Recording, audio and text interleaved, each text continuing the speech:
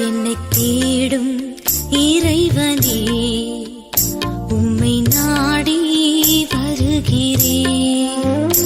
என்னை தேடும் இறைவனே, உம்மை நாடி வருகிறேன். ஜூலை 16ஆம் நாள். இன்றைய தியானத்தின் தலைப்பு துக்கமும் சந்தோஷமும். வாசிக்க வேண்டிய திருமறை பகுதி யோவான் 16வது அதிகாரம் 16ஆம் வசனம் முதல் 33 வசனங்கள் முடிய. துக்கமும் சந்தோஷமும். உங்கள் துக்கம் சந்தோஷமாக மாறும். யோவான் 16:20. இயேசு கிறிஸ்து இவ்வுலகை விட்டு பிரியும் காலம் வந்தது என்று அறிந்து சீஷர்களை அதற்கு ஆயத்தப்படுத்துகிறார். அப்போது அவர்கள் அழுது புலம்புவார்கள், துக்கப்படுவார்கள் என்கிறார். சுமார் 3½ ஆண்டு காலமாக ஒன்றாகவே உண்டு உறங்கி ஒருவரையொருவர் நேசித்து பரலோகத்துக்கு அடுத்த காரியங்களை அறிந்து கொண்டிருந்த சீஷர்கள் கிறிஸ்துவின் அன்போடும் அரவணைப்போடும் இருந்தார்கள்.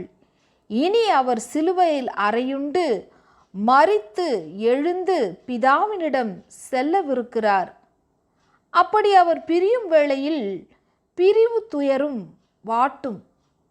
சுற்றி வாழும் பரிசேயர், வேத பாரகர், இஸ்ரவேலர் ஆகிய யாவருடைய வசை சொல்லுக்கும் இகழ்ச்சிக்கும் ஆளாவார்கள். எனவே மிகுந்த துக்கமடைவார்கள். இருந்தாலும் அவர்கள் இயேசு மரித்து உயிர்த்த பின் பரிசுத்த ஆவியை பெற்று வாழும்போது சந்தோஷமடைவார்கள்.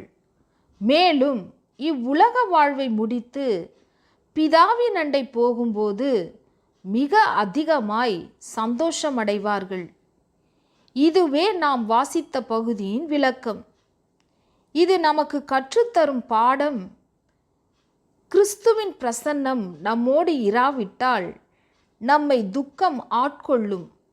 அதாவது நாம் பாவ வாழ்க்கை வாழும்போது எப்போதும் நம் வாழ்வில் இருள் சூழ்ந்து அது துன்பமயமாகவே இருக்கும்.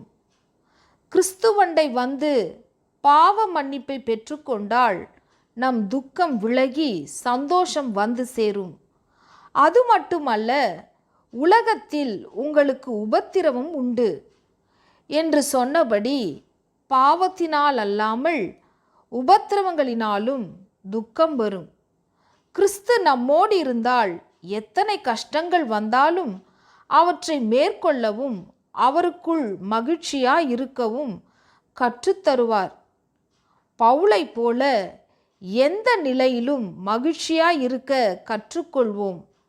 அப்புறம் துக்கம் ஏது, துன்பம் ஏது? கடினமான உபத்திரவங்கள் நிறைந்த இவ்வுலக வாழ்விலும் சந்தோஷமாய் இருப்போம். மரித்த பின் எப்போதும் தேவனோடு இருப்பதால் மகா சந்தோஷமாய் இருப்போம். அதனால் பாவ துக்கம் உங்களை வருத்தினால் இயேசுவண்டை வந்து மன்னிப்போடு மகிழ்ச்சியையும் பெற்றுக்கொள்ளுங்கள். உலக துக்கம் உங்களை வருத்தினாலும் அதினின்று விடுபட உங்களோடு இருக்கும் கிறிஸ்து வழி சொல்வார். துக்கம் சந்தோஷமாக மாறும். இயேசுவுக்கு முன் எல்லாம் சந்தோஷமே, துக்கம் என்பதே இல்லை. இயேசுவுக்கு முன் எல்லாம் சந்தோஷமே, துக்கம் என்பதே இல்லை. ஜெபம்.